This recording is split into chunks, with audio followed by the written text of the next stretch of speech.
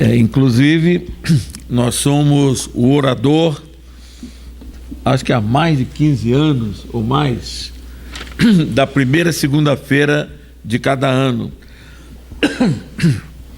Nós dirigimos uma reunião de desobsessão às segundas-feiras e então não tínhamos condições de atender os nossos compromissos.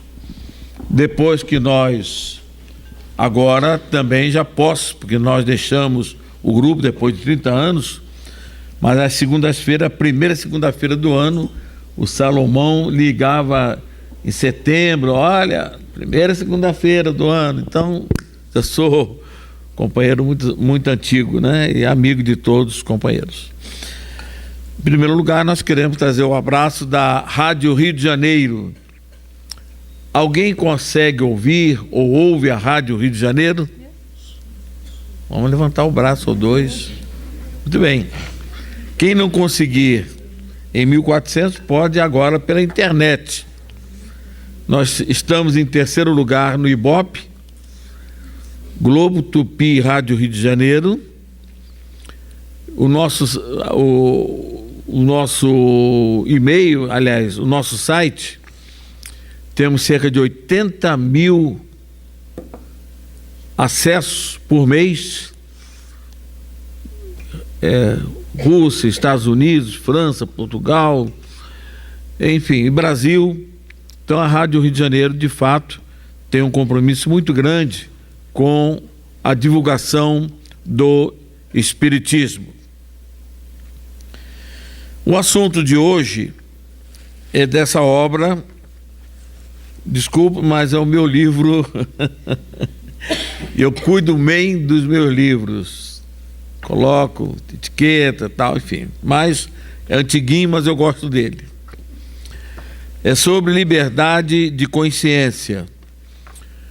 Allan Kardec, estudando da lei de liberdade, uma lei muito importante para o progresso do espírito,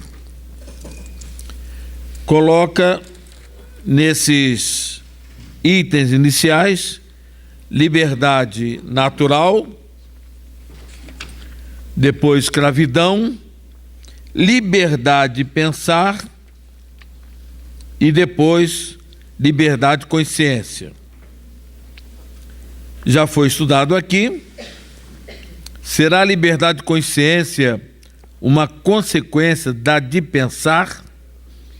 Então vejamos o que os espíritos responderam a Allan Kardec e que nós podemos entender o que seja a consciência. A consciência é um pensamento íntimo que pertence ao homem como todos os outros pensamentos. Então, pensamento íntimo é aquele lá no fundo. Tem um psicólogo que criou a chamada janela de Johari. Alguém já ouviu falar em psicologia? A primeira janela é aquilo que a gente é e você sabe o que você é.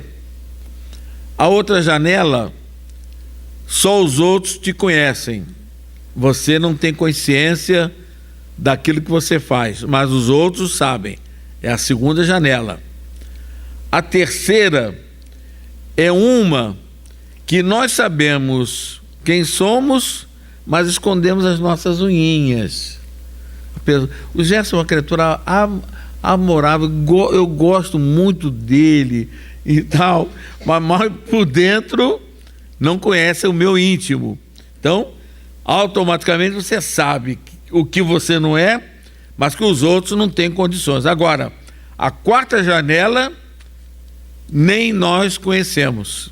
Quer dizer, é o inconsciente profundo, né? Muito estudado pelos psicólogos, etc.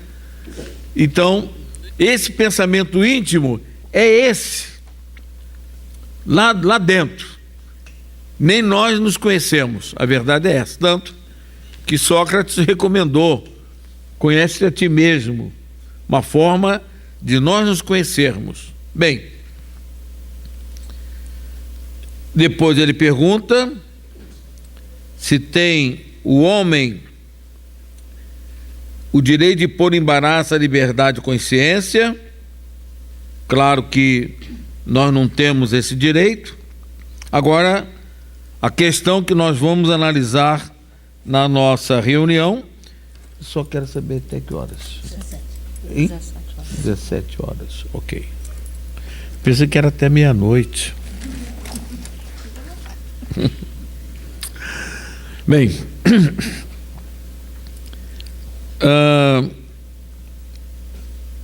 questão 837, que é o que resulta dos embaraços que se oponham à liberdade de consciência.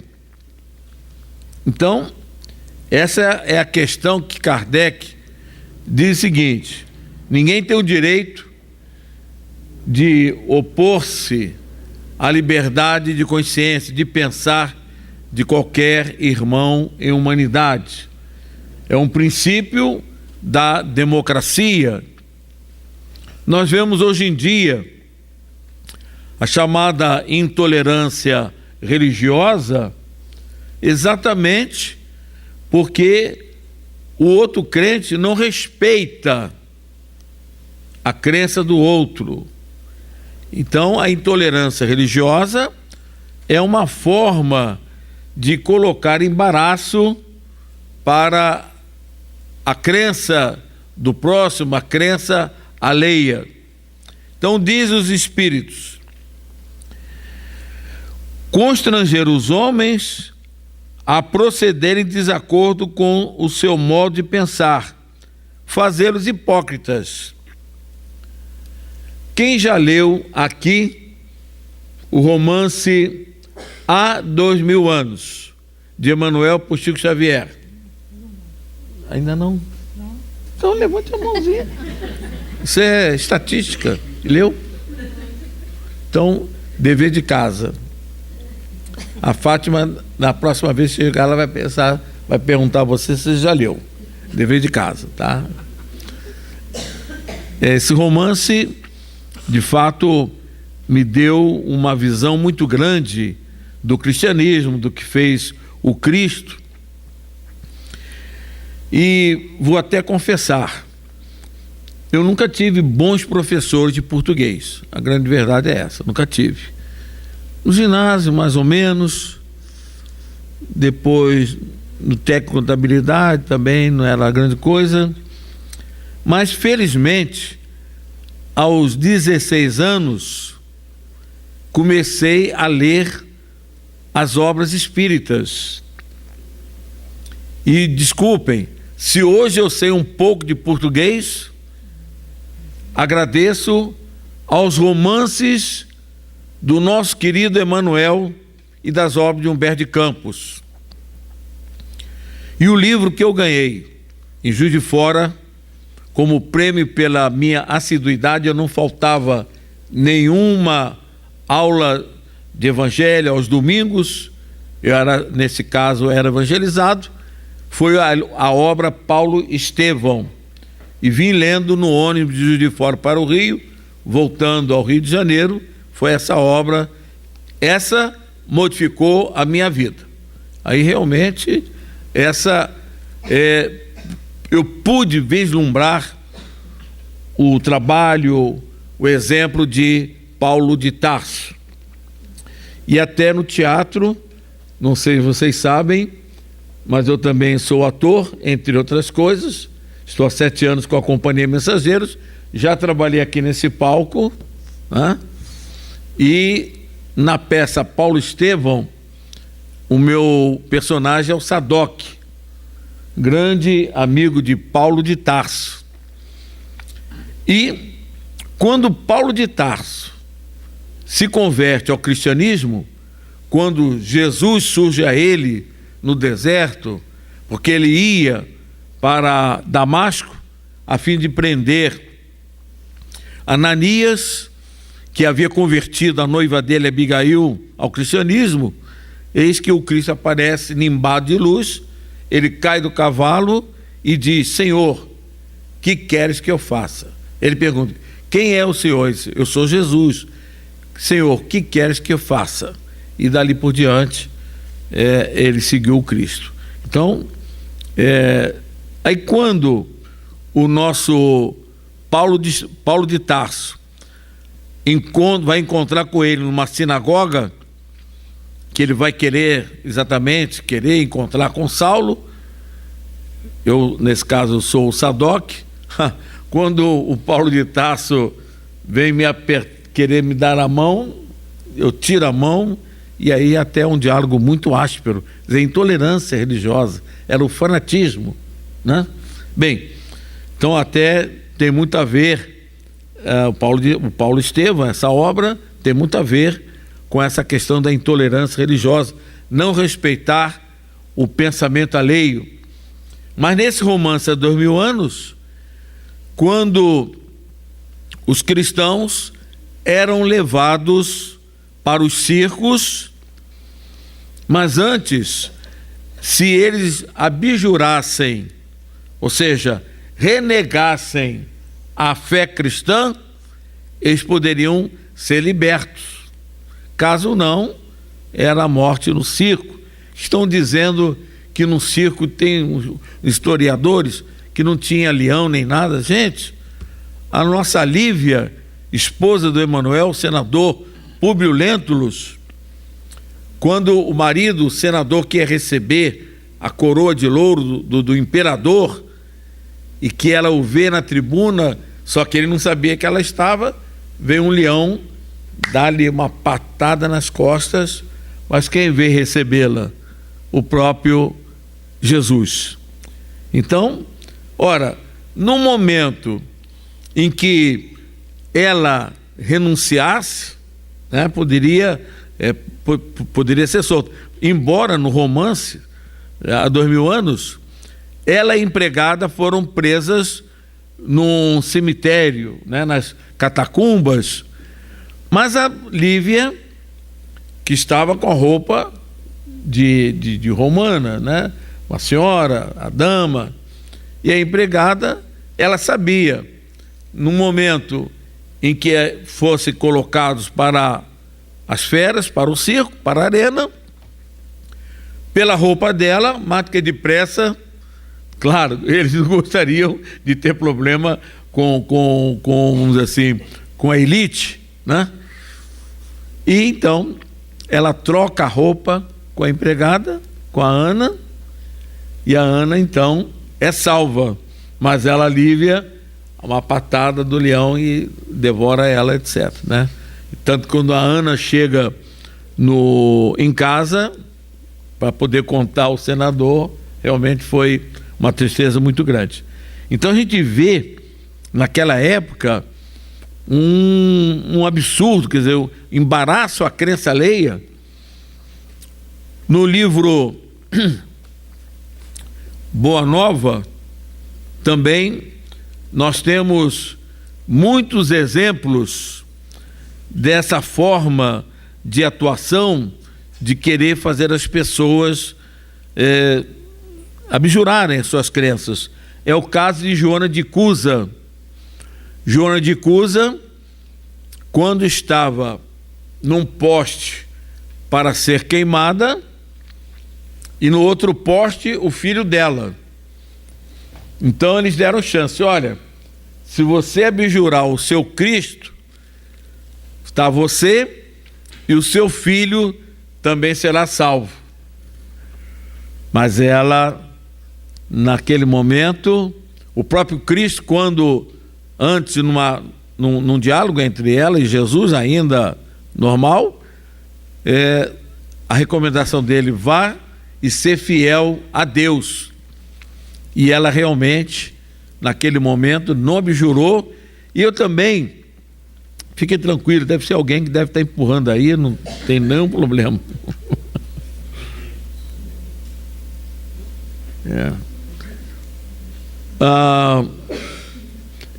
A minha tese é a seguinte: Se Joana de Cusa, naquele momento, que se ela abjura, seria uma hipocrisia muito grande, que por dentro ela, né, era cristã, amava o Cristo, e no momento que ela abjura, seria uma hipocrisia muito grande, que ela ia continuar intimamente com aquele pensamento, mas só por fora. Isso é hipocrisia.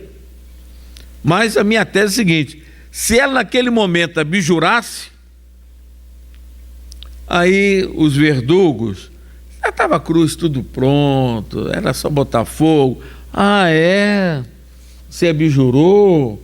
Então você não tem realmente, não dá valor à sua crença? Então vai morrer. Então por isso você e seu filho. Mas, de qualquer maneira, os dois foram mortos, queimados nas cruzes. Bem, então isso é o que nós vemos com relação ao chamado fundamentalismo religioso, que cria os embaraços, né? E esse fundamentalismo religioso é o que está criando guerra lá no Oriente, judeus e árabes. O próprio, na Irlanda, em Belfast, naquela região, católicos e contra-evangélicos, é o não respeito à consciência do outro no aspecto religioso. Então, no momento que você obriga alguém a ceder, né, a deixar a sua crença, você está, de uma certa forma, levando a hipocrisia. Aqui no Brasil, algum tempo atrás, o cardeal Evaristo Arnes, o cardeal aqui do Rio de Janeiro, depois vou me lembrar o nome dele, escrevia no Globo, em 4 jornais, era o mesmo artigo, em que ele dava conta que espiritismo, os umbandistas, os candomblecistas, eram, vamos dizer assim, seguidores de uma religião satã. Nós éramos satânicos. Nivelou todo mundo. E eu sempre fui presidente da USERJ, hoje CERJ, Conselho Espírita do Estado do Rio de Janeiro, cujo pai da nossa querida companheira era o nosso secretário, o Dorival, por isso que eu perguntei por ele, 20 anos secretário, e continua me ajudando lá no Hospital Santa Maria, lá estamos 57 anos, e eu sempre, qualquer coisa, Jornal do Brasil, eu sempre mandava carta, sempre realmente, nunca deixei por menos. E aí, eu falei, eu vou fazer uma carta pedindo direito de resposta, que estavam ferindo a nossa liberdade de consciência. Eu sempre prezei por isso. E pedi ao meu, que foi guru na terra, de Olinda Amorim. Alguém lembra dele? Conheceu ele? Alguém conheceu? Bom, de Olinda Amorim, pedi a ele que me inspirasse.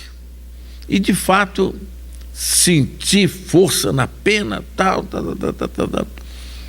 E eu havia trabalhado com o sociólogo Edson Carneiro.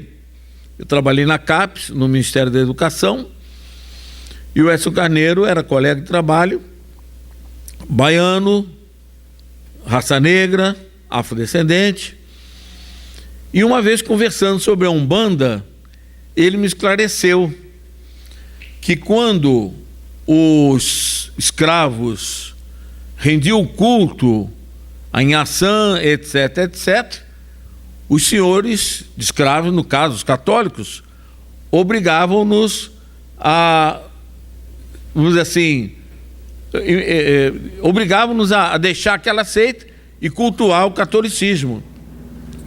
Mas olha só o que eles faziam, os negros. Não sei se vocês sabem que os negros que vieram aqui para o Brasil, no livro Brasil, Coração do Mundo, Padre Evangelho, eram antigos senhores feudais, padres inquisidores, quer dizer, eram almas, espíritos inteligentes, mas que precisaram fazer a sua estadia aqui na Terra para a aquisição da humildade, da simplicidade. Eles então, o altar, que era uma caixa assim, em cima tinha a imagem de Nossa Senhora, para eles em ação. Aí, quando o senhor dos escravos via os escravos baterem, né, cabeça, fazendo reverência, lá dentro do armário é que estava o alguidarzinho com o culto que eles estavam naquele momento, de fato, adorando. Então, através desse sincretismo religioso, nós tivemos a Igreja Católica. Né? E eu terminei o artigo. Esse artigo foi em 92, saiu publicado no Globo. Esse artigo termino mostrando o seguinte, que a questão do sincretismo religioso, ou seja, a Umbanda aqui no Brasil, porque o Candomblé, ele não recebeu a influência da Igreja Católica. É um culto puro em relação à origem. Os candomblecistas não têm essa mistura, esse sincretismo religioso. Então eu disse o seguinte, que a Umbanda estaria mais para o catolicismo do que para o espiritismo. Porque o espiritismo não tem missa, né? Ou seja, não tem procissão, não tem ídolos, não tem rituais, não tem sacerdócio organizado. E fui mostrando uma opção de coisas, velas, incenso. Então mostrei, com isso, eu telefonei para a secretária do Roberto Marinho, que eu sempre fui muito ousado nesse particular, nunca baixei cabeça em defesa do espiritismo, e pedi a ela, ó, minha senhora, o cardeal está dizendo que nós somos de Satã, isso é um perigo para nós. Já pensou uma autoridade vendo que nós estamos contra a ordem pública, que Satã é fazer o mal? Isso é muito perigoso para a nossa crença espírita. Eu gostaria que, inclusive, eu pedi ao procurador da República, na época do Rio de Janeiro, nosso companheiro espírita, que desse um feitio de direito de resposta, enquadrou direitinho, enfim, doutor José Naufel, amigo nosso espírita, e pedi direito de resposta, muito bem. Muito, pode deixar. No dia seguinte eu ligo, ela, a secretária, a dona Lilinha, não sei o quê, ela não veio hoje porque o marido dela morreu. Não, mas é que eu ontem entreguei uma carta. Sim, ela enviou para o Luiz Garcia, o editor do jornal. Aí liguei, doutor Luiz Garcia, aqui fala Gerson Monteiro. É que a Nininha, eu dei uma ideia de que eu era íntimo da secretária do governo. Você precisa ser meu amigo, viu? Que senão. E aí? E pois é. Mas você está pedindo direito de resposta. Direito de resposta, o jornal o Globo tinha que publicar com uma linha, etc., na íntegra e tal. Serve em forma de artigo, gente, o Globo, eu digo, serve. Era tudo que eu queria. E eles colocaram um título em defesa do espiritismo. Na realidade, era uma forma de mostrar o que era o espiritismo. Nunca mais o cardeal meteu o pau no espiritismo. Nunca. Que eu leio tudo, né? Acompanho, a gente é obrigado a acompanhar. Então é isso. A falta de compreensão. Isso é o que se chama fundamentalismo religioso, responsável por tantas guerras e por muitas dissensões.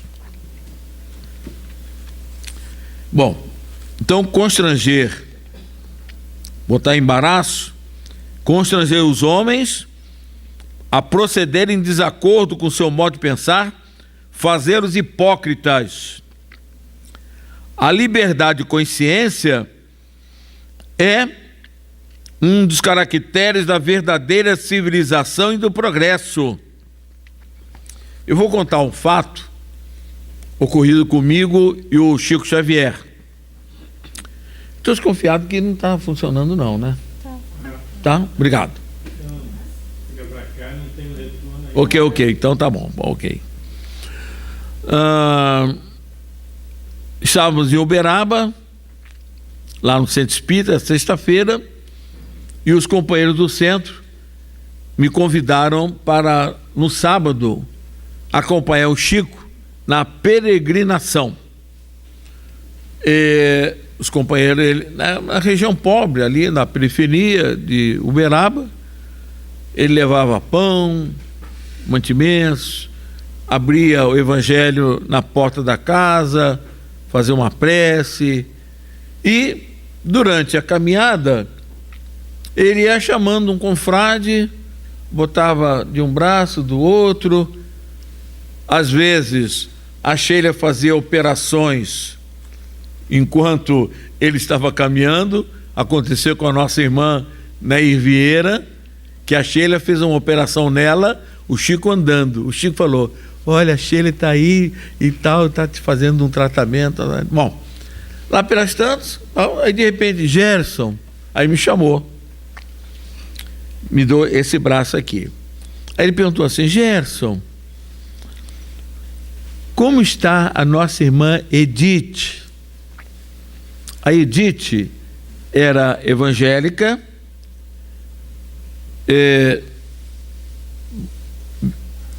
depois abandonou o evangelismo e foi ser espírita. Frequentava o Centro Espírita Discípulo de Allan Kardec, da qual fui vice-presidente há muitos anos, aqui na Rua Cabo Sul. E depois ela voltou a ser evangélica de novo. Aí quando o Chico queria notícias dela, eu disse assim: Chico, infelizmente a Edith tornou agora a ser evangélica. Amigos, infelizmente, olha a intolerância religiosa, né? Isso mudou a minha cabeça, hein? Aí o Chico, tapa de luva, mas daquele, né? Gerson, ele é assim mesmo, né? A nossa Edith é uma criatura muito boa. Quando ela morrer, vai receber em outro guichê. Porque eu achava que só tinha guichê para o espírita. Aquela história de salvação ainda era os resquícios, que eu fui padre em outra encarnação, era ainda o resquício de que a crença, né, o crê ou morre, etc. Então eu achava que só o espírita, né, nesse caso, poderia ser salvo, só guichê para o espírita. Ele mostrou que não, que de fato todos nós, né, no caso, ela era uma criatura muito boa, tem direito, só que tem guichê para espírita, guichê para católico, umbandista, até para ateu. No livro que eu editei, aliás, está aqui, nesse novo livro que eu estou acabando de editar, está fresquinho. Isso aqui, ninguém tasca, que isso aqui é do Alberto já. Depois vão comprar aí, etc. Nesse livro aqui mesmo, Jesus no Natal encontra com João e gastando conversa, como é que é o Natal, etc. Sob data. Aí Jesus, como é que está lá, né, a pregação, a doutrina cristã, etc. E aí João começa a dizer: olha, senhor, as notícias não são boas não. Enfim, os seus seguidores, e vai realmente fazendo uma apreciação dos religiosos. Mas ele disse assim: incrível que pareça, muitos dos dos ateus são bem melhores dos religiosos. São bem melhores do que os religiosos. Eu escrevi, continuo escrevendo no Extra. Antigamente era jornal impresso, agora eu sou blogueiro do Extra, mas continuo há 15 anos escrevendo meu artigo, a coluna sobre religião e fé, e escrevi um artigo, O Ateu que Foi para o Céu. Como eu tenho e-mail, o que eu recebi de os companheiros evangélicos ficaram, como é que pode um ateu? Mas eu tenho uma prova disso, porque nós não podemos exatamente cercear essa ideia. A religião para Jesus, e que é o foco desse meu artigo, é o amar a Deus sobre todas as coisas e ao próximo como a ti mesmo. O resto é o resto. É o fora da caridade na salvação. Jesus não fundou uma religião. Ele deixou bem claro, olha, nesses 2 mandamentos, amar a Deus sobre todas as coisas e ao próximo como a ti mesmo, estão contidos toda a lei e os profetas. Ali lá no Velho Testamento, os 10 mandamentos de Moisés e os profetas, está tudo ali, nos 2 mandamentos. É a síntese. Então é isso que é religião. Então, se o indivíduo ama a Deus e ama o próximo como a ele mesmo, pode ser ateu, judeu, candomblessista, budista, católico, espírita. Importante é a essência. É isso que nós temos que respeitar.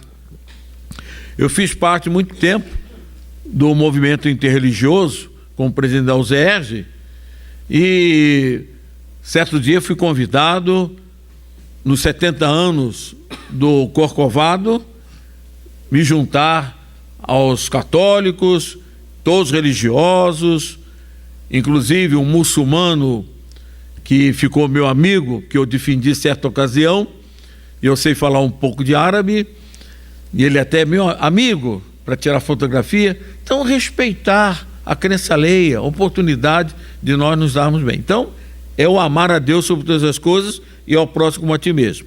Mas esse caso, o ateu que foi para o céu, foi o seguinte. Estou de olho.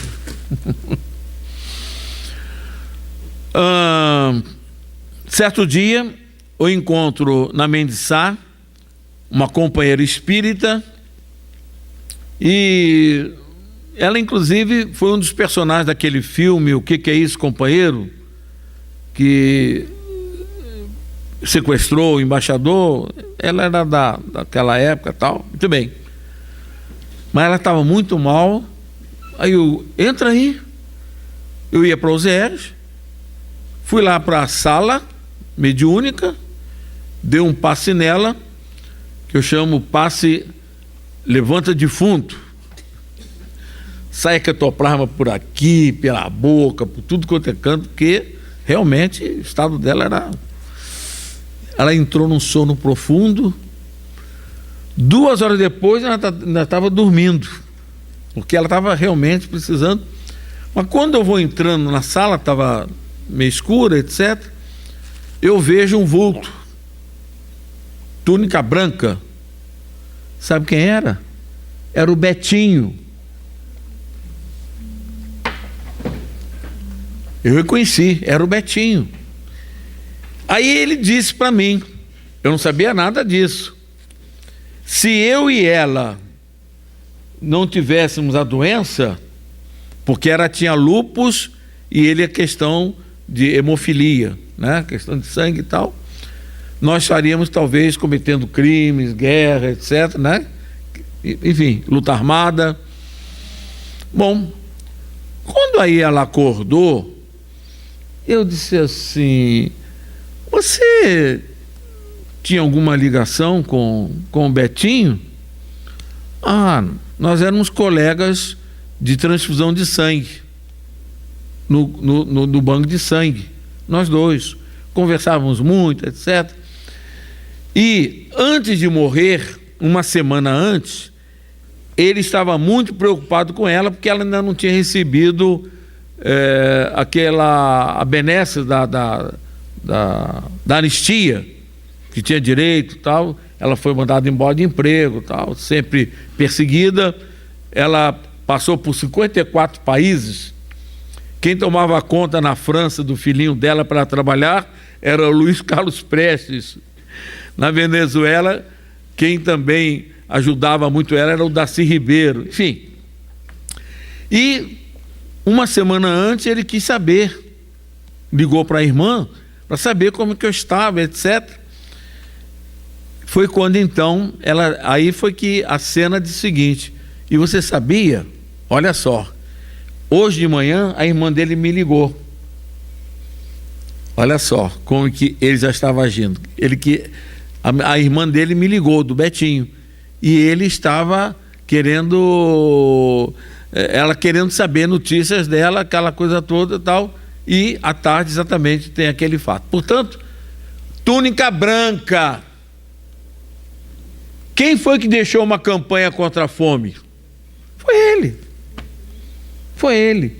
Se ele talvez tivesse conhecido a filosofia espírita, não teria entrado por essas crenças ou doutrinas em termos de libertar socialmente o povo, enfim, essas doutrinas todas, se a pessoa não tiver uma base, ela acaba entrando na revolta, na forma exatamente da luta armada. Bem, então, para Deus, o que importa é a prática do bem, fora da caridade não há salvação.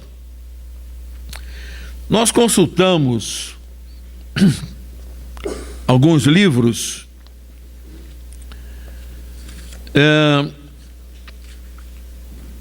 Agora é o tempo do nosso querido Emmanuel perante os opositores. Que opositores nós vamos ter em qualquer departamento religioso? Nós vamos sempre encontrar os opositores, né? Diz o nosso Emmanuel, perante os opositores: de certo, tem o direito de discordar. Todos nós temos direito de discordar, de repelir cortesmente essa ou aquela opinião,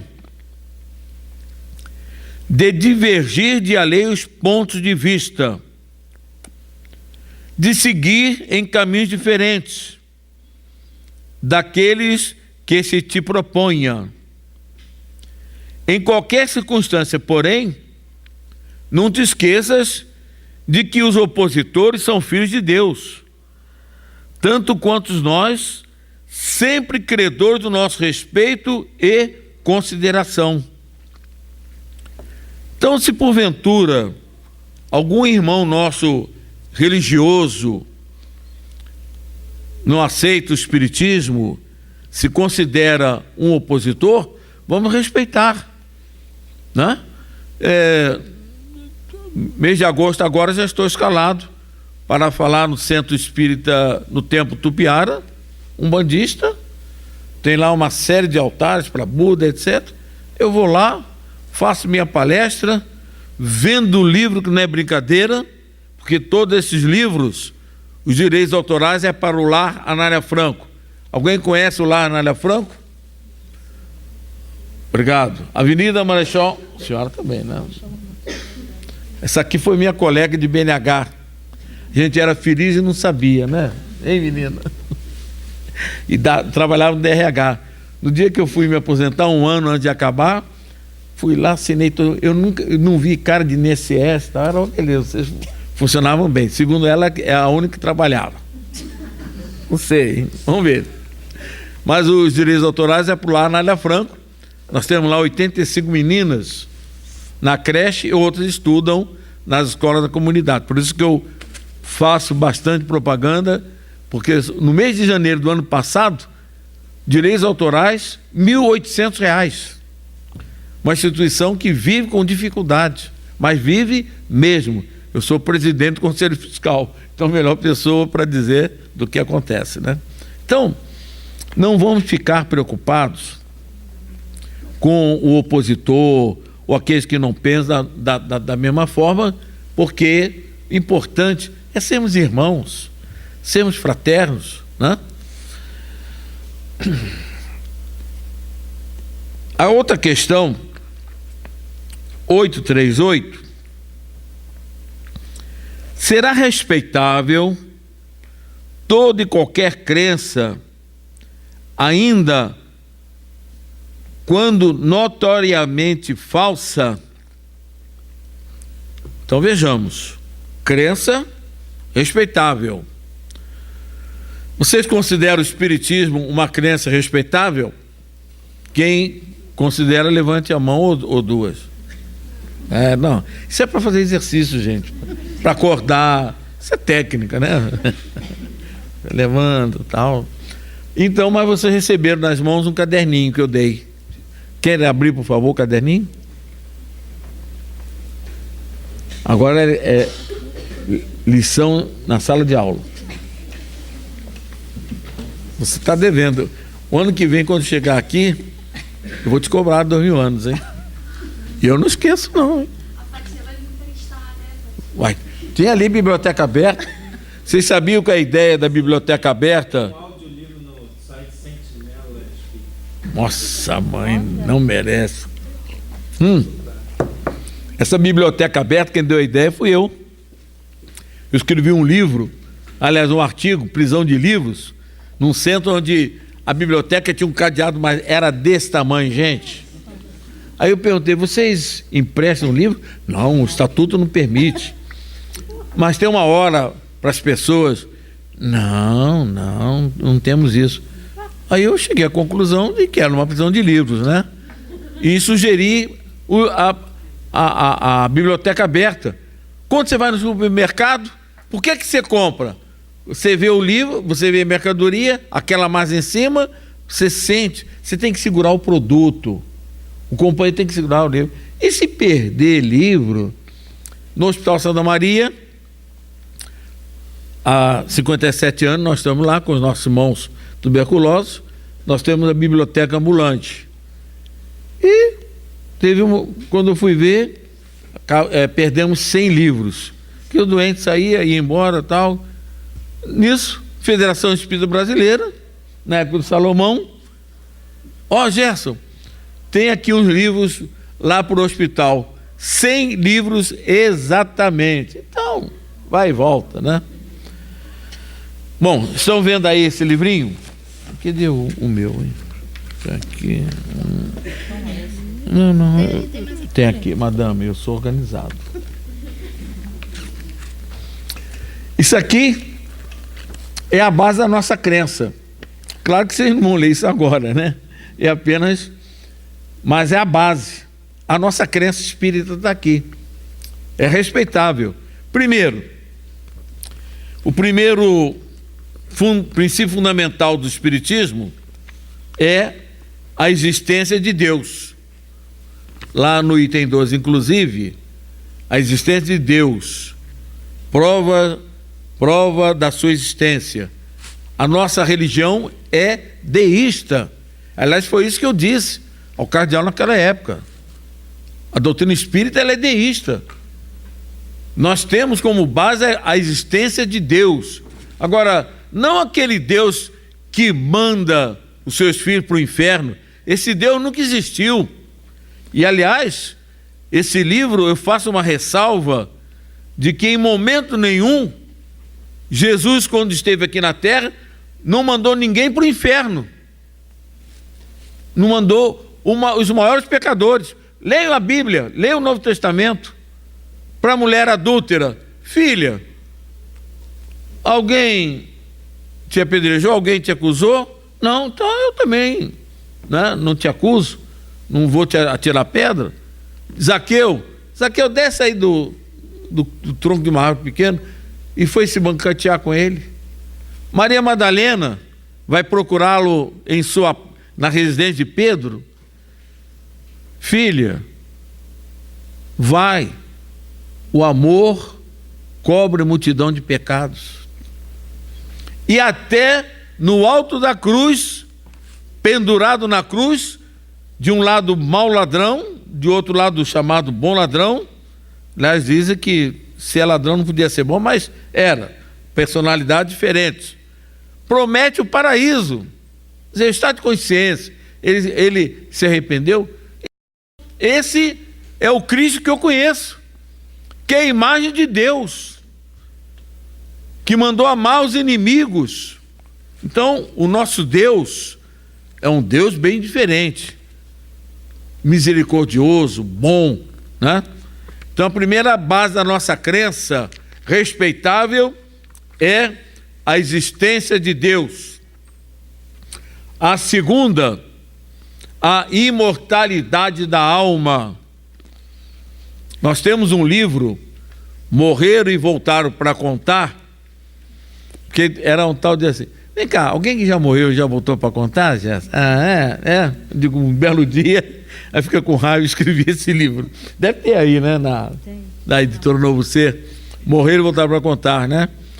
Minha filhinha, lá no centro de Silvio Allan Kardec, morreu com câncer, com 2 anos e 3 meses. Tem a mensagem está nesse livro. Ela foi gravada no centro, eu não morri, veio contar, né? Enfim, a imortalidade da alma. Tive o prazer de abraçar Chico Xavier materializado em Caratinga, um grupo onde eu fiz a operação na reunião de materialização, e o Chico, nessa reunião, o corpo dele em Uberaba, dormindo, e lá em Caratinga, a 700 quilômetros, veio me abraçar, me beijar. Confirmei isso com ele aqui no Rio de Janeiro, almoçando com ele. Chico, você está sabendo que eu te abracei materializado em Caratinga? Aí disse assim, isso aí foi quando eu tenho Bezerra. Porque eu abracei ele assim, chorando, pensei que tinha morrido. Do lado dele, Emanuel, o senador Públio Lentulus, pegou minha mão, que a gente não toca nos espíritos, pegou minha mão, botou a mão aqui no queixo dele, quer dizer, eu abracei o Chico assim, ele aqui em cima, e passou a mão na túnica de senador romano, lembrando os meus velhos tempos, tá?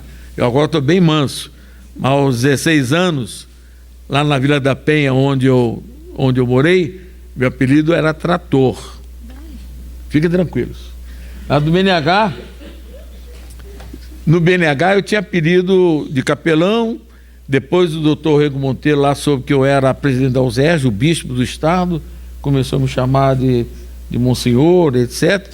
E aí um amigo meu vai me visitar, alguém me chama, colega da Vila da Penha, me chama de monsenhor. Aí ele, mas que progresso, hein? De trator a monsenhor. Isso aqui mudou muito. Bem, então a nossa crença é respeitável, porque todas as religiões creem na imortalidade da alma. Os católicos. Só que tem céu. Agora, cá para nós, céu, esse céu católico, você já pensou ficar eternamente? Ô Maria, você é bonita, eu sou bonito também, mas já pensou eternamente ficar olhando para você sentado, ouvindo música, sem fazer nada? Eu fui operado uma vez de um cisto dermoide, mas de noite, 3 da manhã, eu fiz assim, pum no chão, não aguentava ficar parado. Esse céu de ocioso, não. E o inferno. Agora eu pergunto, quem que iria para o céu que nunca errou na terra, por favor, levante o braço, ou os dois. Fátima, pode levantar. Não...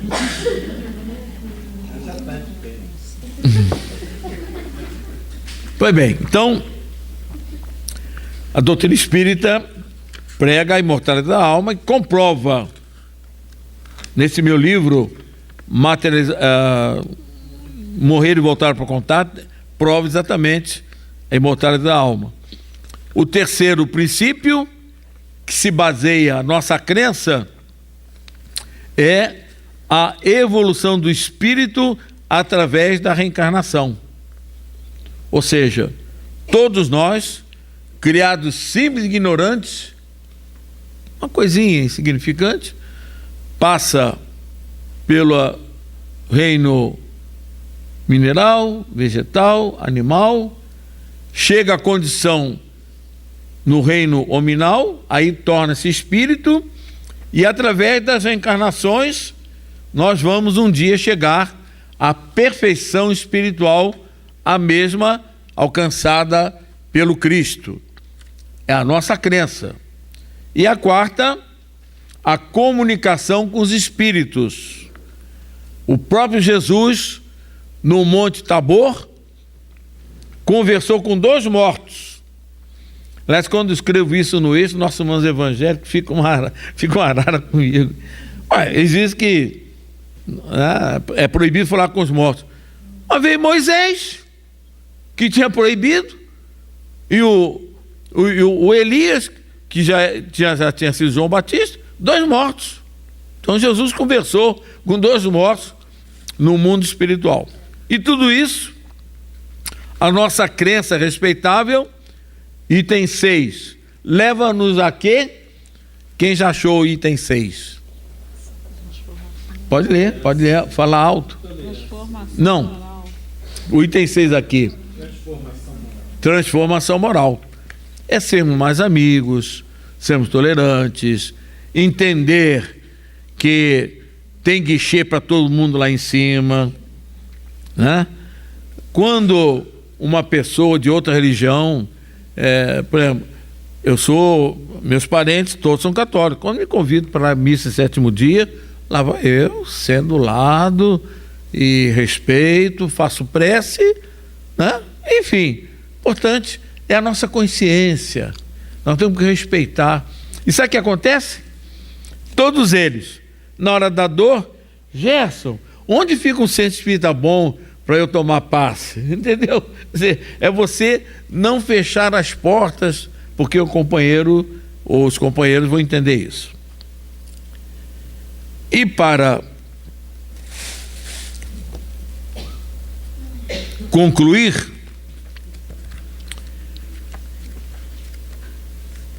todos os meus livros, tudo remendado, mas, né?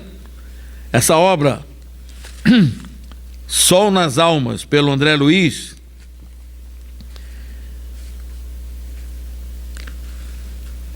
ele diz assim: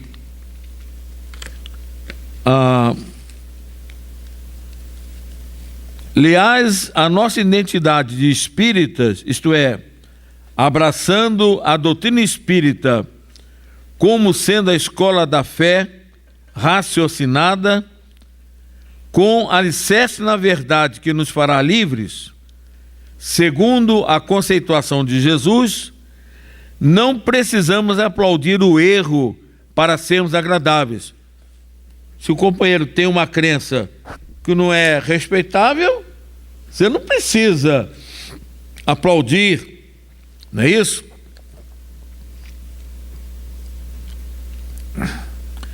Exaltando a mentira. E nem nos compete o papel de censores para sermos cruéis, aniquilando a esperança.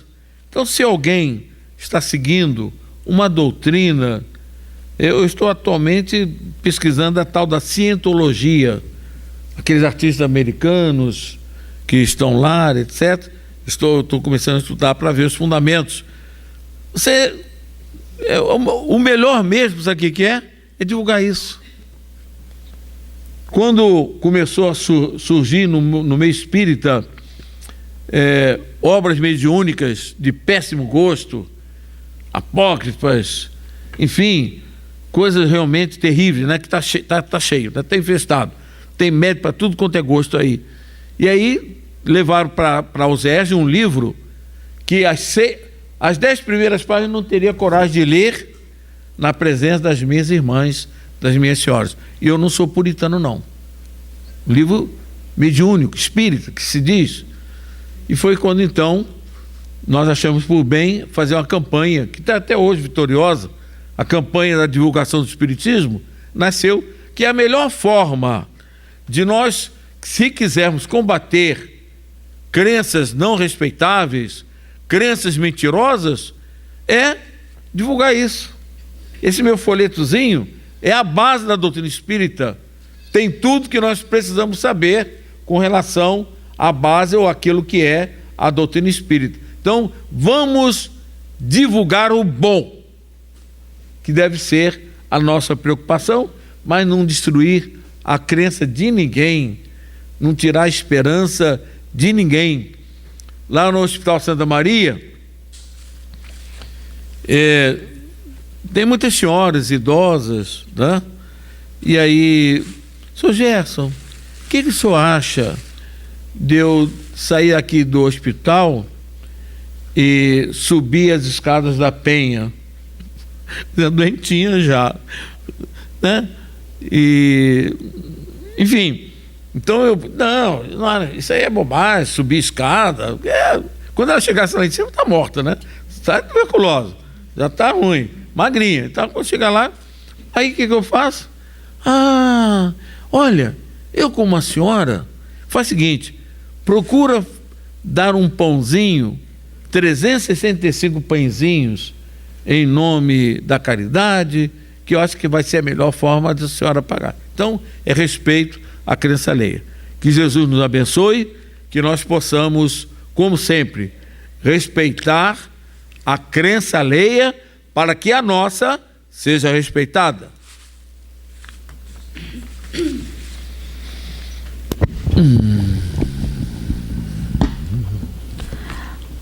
Agradecemos ao Gerson por esse estudo que ele fez